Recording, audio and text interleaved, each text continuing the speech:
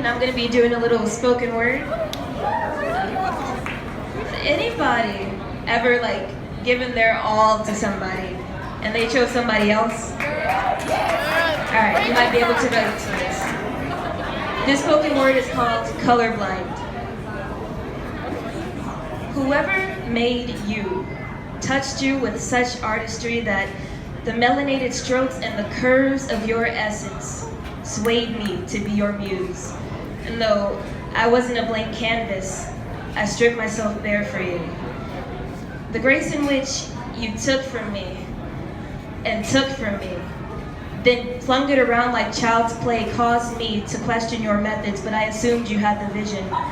And my trust riddled your fingertips and fell between the spaces as you spread them to just the image of me.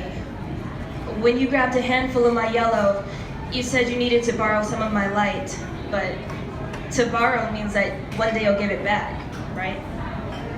You stole my yellow, and you gave me blue to correct the smudges made in careless haste, and the way I was a little too full around the waist, you painted me the color of sobriety, and I finally felt what it was like to go cold turkey. And I finally felt what it was like to go cold turkey when you stopped our progress so abruptly. You put me aside to dry as you worked on other projects.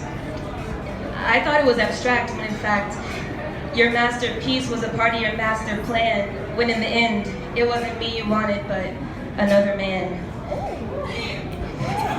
And you borrowed his colors too, but assured me that mine were richer, a deeper hue, and he was easy and I was concrete, a different medium, a different treat, which explains why the primary colors of red, yellow, and blue fit your mold more than the colors that you combine within me. Too complex, you said. I like it easy. And so, sticking with the guided simplicity of the coloring book and the depth of finger paint, you didn't want to tackle larger feats. You didn't want to handle me. And so, with the same paint I gave to you, you offered it to him.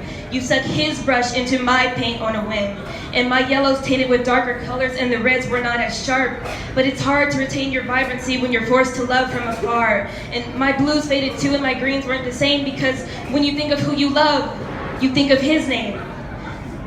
I'm reimagining myself through a different lens, and in this one I'm green, and I will grow from the dust that you left me in. But it's no fault of yours, it's a fault of mine, see. That's what I get for trying to love you blindly. When someone shows you their true colors, you don't try to repaint them. And I tried you in red when you wanted blue, but the pinks and the purples weren't good enough for you. And the orange and the yellows never quite matched, but not even black and white could capture the dimple when you smile or the little tattoo right there by your eye. I swear to God, loving you was colorblind, because I ignored the way you came back purple when you left blue. And I know of all the colors, his red was sitting across from you. And you made purple with him when you created lilac with me, so I know for a fact I would have treated you more kindly. And I wish it was just sex to me, because to me, it felt like love. It felt like love when you used a different, softer brush to borrow some of my pink. And I kept wishing I'd given you more of me. But I guess you forgot to put the cap back on and didn't twist it quite tight enough, because the same place where you borrowed from me was left to decay and dry out. The reds and the purples are now black and brown. And then you painted over me in white. You created a little, then changed your mind to erase, to start over, but I'm still here. And you ripped the brush from my hands, but now I guess I could thank you, because I would have spent ages trying to repaint you.